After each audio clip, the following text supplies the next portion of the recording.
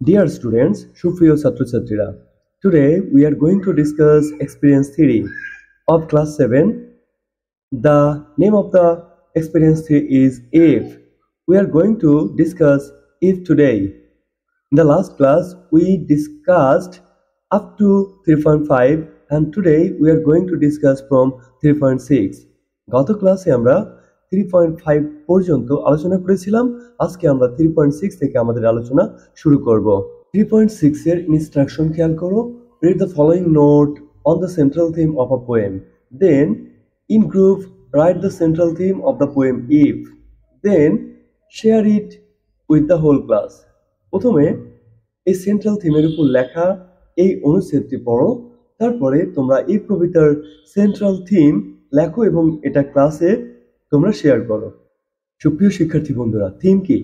The central theme of a poem is the message, big idea, moral that the poet wants to tell the readers through his or her poem.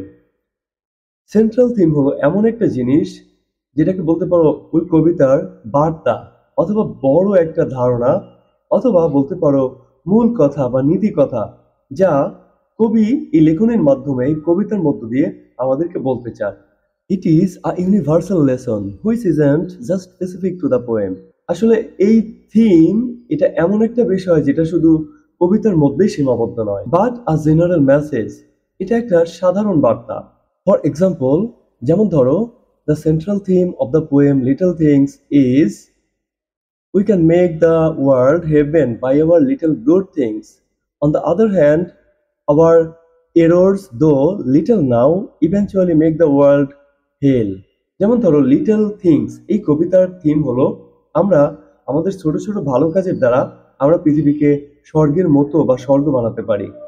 অন্যদিকে আমাদের ছোট ছোট খারাপ কাজ, যদিও এটা ছোট, এটা কিন্তু পৃথিবীকে নরক বানিয়ে ফেলতে পারে। So we should not be part of any bad deeds. তাই আমরা কোনো খারাপ কাজের সঙ্গী বা সঙ্গ হব না। ডিয়ার স্টুডেন্টস, তাহলে তোমরা দেখতে পেলে যে থিম শুধু গল্প বা কবিতার মধ্যেই কিন্তু সীমাবদ্ধ নয়, প্রতিটি সৃজনশীল লেখার মধ্যেই থিম থাকে। সেটা যেমন ধরো কবিতা, নাটক, চলচ্চিত্র বা টেলিভিশনের কোনো অনুষ্ঠান অথবা যে কোনো সৃজনশীল নন ফিকশন। একটা লেখার মধ্যে অনেকগুলো থিম থাকতে পারে, কিন্তু আমরা সেন্ট্রাল থিম খুঁজে বের করব আমাদের লেখার জন্য। কবিতা বা লেখনের মধ্যে সাধারণত যে থিমগুলো অন্তর্ভুক্ত থাকে সেগুলো হচ্ছে বিউটি বা সৌন্দর্য নিয়ে, তাছাড়াও গুড ভার্সেস ইভিল থাকে, মানে ভালো এবং মন্দের দ্বন্দ্ব থাকে। তারপর কামিং অফ এজ, মানে বৃদ্ধ বয়স নিয়ে আলোচনা করা থাকে। এর সাথে কন্ট্রাস্ট হিসেবে বাল্যকাল বা যৌবনের কথা উল্লেখ থাকে। তারপরে লয়ালটি, আনুগত্য নিয়ে লেখা থাকে। বিট্রায়াল, প্রতারণা নিয়ে লেখা থাকে। লাইফ অ্যান্ড ডেথ নিয়ে লেখা থাকে। জাস্টিস বা বিচার ব্যবস্থা বা ন্যায় বিচার নিয়ে লেখা থাকতে পারে। তাছাড়াও ফ্যামিলি নিয়ে লেখা থাকে। পাওয়ার, ক্ষমতা নিয়েও লেখা থাকতে পারে। তাছাড়াও থাকে চেঞ্জেস ভার্সেস ট্র্যাডিশন, এই যে বর্তমান যুগ পরিবর্তনশীল, এই পরিবর্তন এবং ট্র্যাডিশনের মধ্যে যে দ্বন্দ্ব, এটাও লেখা থাকতে পারে আমাদের কবিতা বা লেখনীর মধ্যে। তাহলে তোমরা জানতে পারলে যে সেন্ট্রাল থিম হলো মূল বিষয়বস্তু, যা মেসেজ, বিগ আইডিয়া বা মোরাল, যা কবি তার লেখার মাধ্যমে পাঠকদের জানাতে চেষ্টা করেন। আমরা গল্প, কবিতা যাই পড়ি না কেন, এখানে কোনো একটা বিষয় ক্যারেক্টারের মাধ্যমে, চরিত্রের মাধ্যমে পাঠকদের কাছে তুলে ধরা হয়। সাধারণত যে জিনিসটা আপাতত আমাদের কাছে তুলে ধরা হয়, গল্প বা কোনো ঘটনা, আসলে সরাসরি এই জিনিসটা কিন্তু থিম না। থিম হলো ওই জিনিসটা যা লেখক আমাদের কাছে ওই ঘটনার মাধ্যমে তুলে ধরতে চেয়েছেন। যেমন কোনো একটা ভালো ঘটনার বর্ণনা দিয়ে কবি আমাদেরকে বোঝাতে চান যে এই ভালো কাজ আমাদের করা উচিত। আবার কোনো একটা খারাপ ঘটনার বর্ণনা দিয়ে কবি আমাদের বোঝাতে চান যে খারাপ কাজ আমাদের করা উচিত নয়। আপাতত যে ঘটনার বর্ণনা আমাদের কাছে দেওয়া হয়, ওই ঘটনা দিয়ে আমাদেরকে কবি যা বোঝাতে চান সেই বোঝানোর বিষয়টাই কিন্তু হলো থিম। তোমাদের বইয়ে খেয়াল করে দেখো কি লেখা আছে। In a poem there may be multiple themes. একটা কবিতার মধ্যে বিভিন্ন বিষয়ে লেখা থাকতে পারে, but if you read carefully you will get an idea repeatedly in the poem. তুমি যদি কবিতাটা ভালোভাবে পড়ো তাহলে দেখবে কোনো একটা বিষয় বারবার কবিতার মধ্যে বলা আছে। That is the central theme of the poem. এটাই হলো ওই কবিতার সেন্ট্রাল থিম। যেমন তোমরা গত বছর যে কবিতাটা পড়েছো লিটল থিংস, এই কবিতার মধ্যে বারবার একটা কথাই বলা আছে যে ভালো কাজের মাধ্যমে আমরা পৃথিবীকে ভালো করতে পারি, আর খারাপ কাজের মাধ্যমে আমরা আমাদের পৃথিবীটাকে খুবই খারাপ বানাতে পারি। এবার আসো আমরা জেনে নেই একটা থিম লেখার সময় আমরা কি কি বিষয়ের প্রতি খেয়াল রাখবো। Now read the following steps to right about the central theme of a poem. এখন আমরা দেখব সেন্ট্রাল থিম লেখার সময় আমরা কি কি বিষয় নজর দেব। প্রথমত, read the poem slowly and attentively, if possible read aloud. সবার আগে কি করতে হবে, কবিতাটা ধীরে ধীরে কিন্তু মনোযোগ দিয়ে পড়তে হবে। সম্ভব হলে জোরে জোরে পড়ো। আমাদের কি করতে হবে, ধীরে ধীরে এবং মনোযোগ দিয়ে পড়তে হবে। পড়ার উদ্দেশ্য হলো ভালোভাবে বুঝতে পারা কোন ক্যারেক্টার কি বলেছে, এখানকার সেটিং বা এখানকার ঘটনাগুলো কিভাবে সাজানো হয়েছে, এগুলো আমাদের ভালোভাবে বুঝতে হবে। 2 নম্বর খেয়াল করো, identify the character, settings, images etc in the poem. কবিতার মধ্যে যে ক্যারেক্টার বা চরিত্রগুলো আছে সেগুলো ভালোভাবে খেয়াল করো। সেটিংস মানে কখন, কোথায়, কিভাবে এই ঘটনা প্রবাহগুলো সাজানো হয়েছে সেগুলো ভালোভাবে খেয়াল করো। ইমেজেস, কবিতার মধ্যে বিভিন্ন ইমেজারি ব্যবহার করা হয়, অর্থাৎ কবিতার বর্ণনাগুলো দেখে তোমার মনের মধ্যে এক ধরনের প্রতিক্রিয়া হয়, এক ধরনের ছবির তৈরি হয় ব্রেনের মধ্যে, মাথার মধ্যে, সেইটা ভালোভাবে খেয়াল করতে হবে। তাছাড়াও দেখো 3 নম্বরে, once you have understood the poem put it into your own words. তুমি যখন কবিতাটা পড়ে ফেললে, বুঝে ফেললে, তখন এটাকে তুমি খাতায় নিজের মতো করে লেখো। তুমি যখন খাতায় এটাকে নিজের মতো করে লিখবে তখনই তুমি বুঝতে পারবে যে এই কবিতায় মূলত কোন বিষয় নিয়ে লেখা হয়েছে। 4 নম্বরে খুবই গুরুত্বপূর্ণ কথা বলা হয়েছে। 4 নম্বর খেয়াল করে দেখো, to get the central theme of the poem ask yourself the following question. Central theme বের করার জন্য তুমি নিজেকে এই নিচের প্রশ্নগুলো করতে পারো। এই প্রশ্নগুলো করার মাধ্যমে তোমরা যে উত্তর পাবে সেখান থেকে তুমি বুঝতে পারবে যে এই কবিতার সেন্ট্রাল থিম কি হবে। প্রথম প্রশ্ন দেখো, what are the repeated words, phrases or actions in the poem. এই কবিতায় বারবার কোন কথা বলেছে, বারবার কোন শব্দগুচ্ছ ব্যবহার করেছে, অথবা বারবার কোন কাজের উল্লেখ আছে। What is the poet's big idea about life or the world. এই কবিতার মধ্যে কবির বিশাল একটা ধারণা ব্যক্ত করা হয়েছে জীবন অথবা পৃথিবী সম্পর্কে, সেটা কি। এরপরের প্রশ্ন, what have you learn from the poem. এই কবিতা থেকে তুমি কি শিখতে পেরেছো, তুমি এই কবিতা থেকে কি শিখতে পেরেছো সেটা থিমের একটা বড় অংশ। এরপরের প্রশ্ন দেখো, what does it mean to you. তুমি যা শিখেছো সেটার মানে তোমার কাছে কি। তুমি যদি এই সব বিষয়গুলো একসাথে দাঁড় করা তাহলে দেখবে যে একটা সুন্দর তুমি থিম তৈরি করতে পেরেছো। তাহলে আসো আমরা ইফ কবিতার থিম আমরা এভাবে অ্যানালাইজ করে বের করব। 5 নাম্বার খেয়াল করে দেখো, বলেছে now try to identify the central theme of the poem. Remember that the theme will be universal and you can write it in 1, 2 or 3 sentences. অবশ্যই মনে রাখতে হবে থিম হবে ইউনিভার্সাল। কোনো একজনের জন্য এই কথাটা প্রযোজ্য এমন না, এই কথাটা সবার জন্য প্রযোজ্য। এবং থিম হবে 1 লাইন, 2 লাইন বা 3 লাইনের মধ্যে। থিম কিন্তু বড় হবে না। আসো আমরা এবার থিমটা লিখি। আমাদের প্রথম কাজ হলো কবিতাটা খুব ভালোভাবে পড়া। আসো আমরা তাহলে কবিতাটা আবারও ভালোভাবে পড়ি। আমরা এই কবিতাটা ভালোভাবে আবার পড়বো। If by Rudyard Kipling. If you can make one heap of all your winnings and risk it on one turn of piece and toss. তুমি যদি তোমার সমস্ত সম্পদ এক জায়গায় গাদা করো এবং এগুলো ভাগ্যের খেলায় লাগিয়ে দাও। এখানে পিস অ্যান্ড টস এক ধরনের ভাগ্যের খেলা, যা দ্বারা সহজেই ধনী হওয়া যায় এমনকি বুঝিয়েছে। And lose and start again at your beginning. এবং হেরে যাও এবং আবার যদি শুরু থেকে শুরু করতে পারো। And never breathe a word about your loss. এবং তুমি যদি তোমার এই ক্ষতি বা তোমার হার নিয়ে আর কখনো একটা কথা আবার না বলো, মানে তুমি সেগুলো ভুলে গিয়ে যদি আবার নতুন করে প্রথম থেকে শুরু করতে পারো। If you can force your heart and nerve and sinew.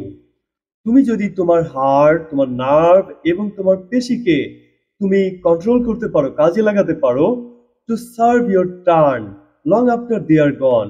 মানে তোমার সব হারিয়েছো তুমি, তারপরেও যদি তুমি তোমার হার্ট, তোমার নার্ভ এবং তোমার পেশি এগুলোকে দিয়ে যদি কোনো কাজে লাগাতে পারো, and so hold on when there is nothing in you. এবং তখনও তুমি দাঁড়িয়ে থাকো, তখনও অবিচল থাকো যখন তোমার মধ্যে আর কিচ্ছু নেই, সব হারিয়ে ফেলেছো। Except the will which says to them hold on. শুধুমাত্র একটা জিনিসই তোমার মধ্যে আছে, সেটা হলো ইচ্ছা শক্তি। এই ইচ্ছা শক্তি তোমাকে শুধু বলছে যে হ্যাঁ তুমি চালিয়ে যাও। তুমি হার মেনো না। এখানে কোন শব্দগুলো, কোন ফ্রেজগুলো বারবার বলেছে, কোন জিনিসগুলো হাইলাইট করেছে, আসো আমরা সেটা জেনে নেই। অল ইউর উইনিংস, তোমার সমস্ত সম্পদ যা তুমি এ পর্যন্ত উপার্জন করেছো। রিস্ক মানে সেটা নিয়ে তুমি বাজি খেলেছো। পিস অ্যান্ড টস, তুমি ভাগ্যের খেলায় লাগিয়েছো। লুজ, তুমি হেরেছো। স্টার্ট অ্যাগেইন, আবার শুরু করেছো। নেভার ব্রিথ আ ওয়ার্ড, কোনো কথাই আর তুমি বলো নাই। অ্যাবাউট ইউর লস, তুমি হেরে গেছো কিন্তু তা নিয়ে আর কোনো কথা বলো নাই। ফোর্স, তুমি শক্তি প্রয়োগ করতে পেরেছো, কন্ট্রোল করতে পেরেছো। কিসের উপরে? হার্টের উপরে, নার্ভের উপরে, সিনিউয়ের উপরে। তারপরে দেখো হোল্ড ওয়ান, মানে অবিচল থাকো, ভেঙে পড়ো না। নাথিং, কিছুই নাই তোমার মধ্যে। দেখো উইল, মানে উইল পাওয়ার। এখন খেয়াল করে দেখো এই শব্দগুলো এখানে খুবই গুরুত্ব বহন করে। তুমি যে টাকা পয়সা গুছিয়েছো সেগুলো নিয়ে তুমি বাজি ধরে পিস অ্যান্ড টসে লাগালে, হেরে গেলে, তারপরে আবার নতুন করে শুরু করলে। তোমার ক্ষয়ক্ষতি সম্পর্কে কখনো আর কারো কাছে বললে না, বা তুমি সেগুলো নিয়ে আর কখনো চিন্তা করো না, দুশ্চিন্তা করো না। তুমি তোমার হার্ট, তোমার সিনিউকে তুমি কাজে লাগাতে পারো, কন্ট্রোল করতে পারো এবং অবিচল থাকতে পারো যখন তোমার মধ্যে আর কোনো কিছু নাই এরকম অবস্থায়ও। তাহলে আমরা যদি এই জিনিসগুলো খেয়াল করি তাহলে আমরা বুঝতে পারবো যে আসলে এখানে কোন কোন জিনিসের উপরে গুরুত্ব দেওয়া হয়েছে। আমরা সর্বপ্রথম কবিতাটা খুব ভালোভাবে পড়েছি, অর্থ সহ আমরা বুঝে নিয়েছি। তারপরে আমরা এই কবিতার সেটিং বা কে কাকে এই কবিতাটা বলেছে, কি বিষয় বলেছে, আমরা সেটা জানবো। আমরা জানি এই কবিতাটা রুডিয়ার্ড কিপলিং তার ছেলেকে উপদেশ দিয়েছিলেন। তার ছেলেকে প্রকৃত মানুষ বানানোর জন্য তিনি এই কবিতায় উপদেশ দিয়েছিলেন। তিনি কি উপদেশ দিয়েছিলেন এই কবিতায়? আসো আমরা একটু খুঁজে বের করি। The poet advises his son not to give up even he gets defeated in hard situation or in different kind of old situations. He should start from the beginning to be successful.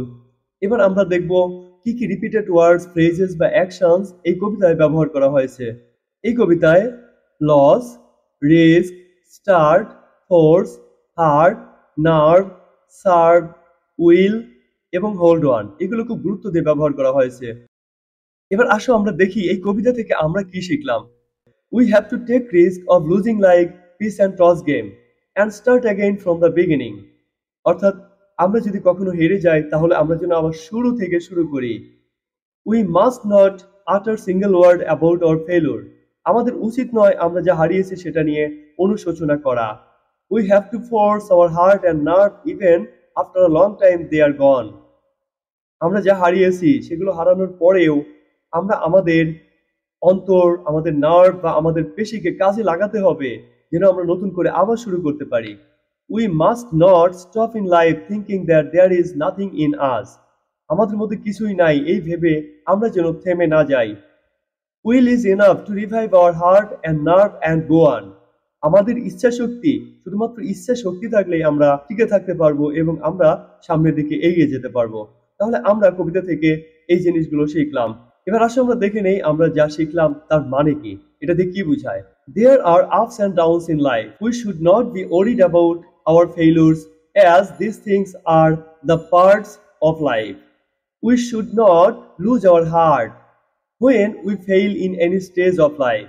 Rather, we should renew our spirit and try again and again to reach our goals. আমাদের জীবনে উত্থান পতন থাকবে। আমাদের আমাদের failure বা ব্যর্থতা নিয়ে দুশ্চিন্তায় থাকলে চলবে না, কারণ এগুলো আমাদের জীবনের অংশ। আমাদের হার্টকে বলা যাবে না যে আমরা হেরে গেছি, বরং আমাদের কি করতে হবে, আমাদের নতুন স্পিরিট নিয়ে, নতুন উদ্যমে আমাদের লক্ষ্যে পৌঁছানোর জন্য কাজ করে যেতে হবে। তাহলে আমাদের এই কবিতার সেন্ট্রাল থিম কি হতে পারে? আমাদের এই কবিতার সেন্ট্রাল থিম আমরা এভাবে লিখতে পারি: As there are ups and downs in man's life, we should not lose heart at loss or failure. Strong willpower can help us start afresh for cherished goal. আমাদের মধ্যে, আমাদের মানুষের মধ্যে যেহেতু আপস অ্যান্ড ডাউনস থাকবেই, উত্থান পতন থাকবেই, সফলতা ব্যর্থতা থাকবেই, তাই আমাদের উচিত নয় আমাদের এই ব্যর্থতা নিয়ে বা লস নিয়ে বা ক্ষতি নিয়ে আমরা ভেঙে পড়ি। তার চেয়ে আমরা নতুন উদ্যমে আমাদের ইচ্ছা শক্তি নিয়ে আমরা নতুন করে কাজ শুরু করে আমাদের লক্ষ্যে পৌঁছাতে হবে। তো সুপ্রিয় শিক্ষার্থী বন্ধুরা, তোমরা দেখলে আমরা কিভাবে কবিতা থেকে আমরা থিম লিখতে পারি। তোমরাও এভাবে থিম লেখার চেষ্টা করো। অভ্যাস করলেই তোমরাও পারবে। তোমাদের এই কবিতার থিম লেখা হয়ে গেলে তোমরা এবার মিলিয়ে দেখো যে তোমাদের লেখা থিম জীবন সম্পর্কে ইউনিভার্সাল সত্য বা সাধারণ সত্য ঘটনা কিনা। যদি সাধারণ সত্য ঘটনা হয়ে থাকে তাহলে এবার তোমরা ক্লাসে উপস্থাপন করো এবং একই সাথে যদি অন্য গ্রুপের কোনো প্রশ্ন থাকে সেই প্রশ্নগুলোর জবাব দাও। তো সুপ্রিয় শিক্ষার্থী বন্ধুরা, আজকে এ পর্যন্তই। তো সবাই ভালো থেকো। সবার সাথে আবার দেখা হবে, আবারও কথা হবে আগামী ক্লাসে। সে পর্যন্ত আল্লাহ হাফেজ।